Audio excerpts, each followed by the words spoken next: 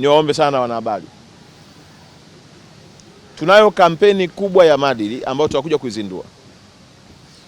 Tunawasihi sana waandishi wa habari tushirikiane kuhakikisha huu mmomonyoko wa maadili hauendelei kuliumiza taifa letu.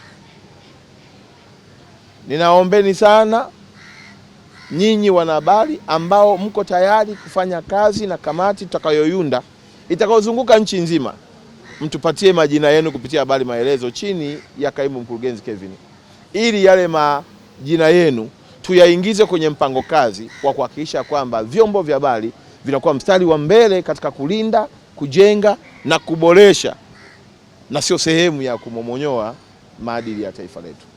Sheria zipo, na bahati nzuri mlisikia waziri wetu wa mambo ya ndani wakati anaongelea, ulisikia waziri wetu wa mawasiliano ambaye chini yake kuna TCRA anapoongelea, msikia waziri wetu Gwajima anapoongelea, na kwetu huku sisi tunaunda timu ya maadili tunavyoongea.